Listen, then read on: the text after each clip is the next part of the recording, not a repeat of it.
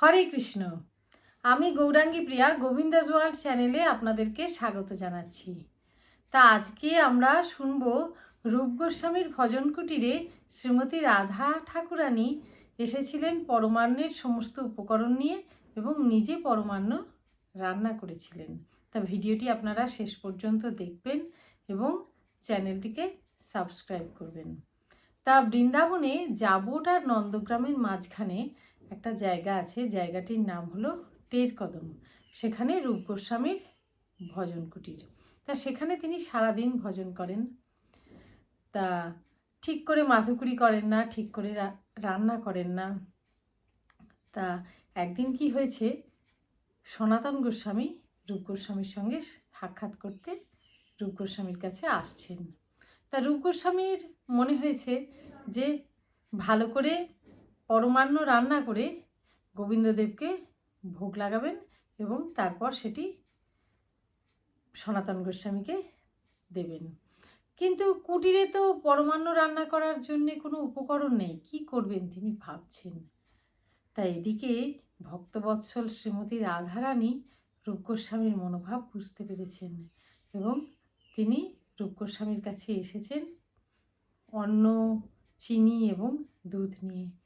এসে বলছেন যে আপনি সারাদিন ঠিক করে ভোজন করেন না, ঠিক করে মাধুকরী করেন না। তা আমি আপনার জন্যে পরমান্ন রান্না করার জন্যে অন্ন, দুধ, চিনি নিয়ে এসেছি। তা আপনি যদি বলেন তা আমি একটু পরমান্ন রান্না করে দিই। তা রূপ গোস্বামী বলেছেন ঠিক আছে। তা রূপ গোস্বামী ভেবেছেন ঠিক আছে, ব্রজবালিকা যখন রান্না করে দিতে চাইছে করে দিক।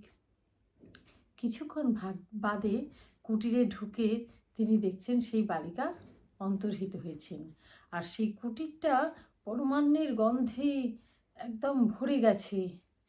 তা সেই পরমান্ন নিয়ে তিনি গোবিন্দদেবকে নিবেদন করলেন। তারপরে সনাতন গোস্বামী এলেন, তার সঙ্গে সাক্ষাৎ হলো। তারপরে সেই পরমান্ন সনাতন গোস্বামীকে তিনি দিলেন। সনাতন গোস্বামী মুখে দিয়েই বুঝতে পেরেছেন যে এই পরমান্ন কোনো সাধারণ বালিকা রান্না করেননি। সেই পরমান্ন মুখে দিয়ে তিনি এক দিব্য আনন্দ অনুভব করেছেন। তখন তিনি রূপ গোস্বামীকে বললেন যে দেখো, এই পরমান্ন কোনো সাধারণ বালিকা রান্না করেনি।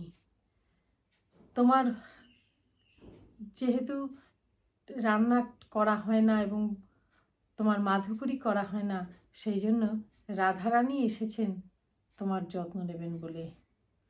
তা রাধারানীর থেকে সেবা নেওয়া তো উচিত নয়। তা তুমি যত কাজই তোমার থাকুক না কেন, প্রতিদিন ঠিক করে মাধুকরী করে নিজের খাবার বন্দোবস্তটা নিজেই করো। তা না হলে এটা ঠিক হবে না।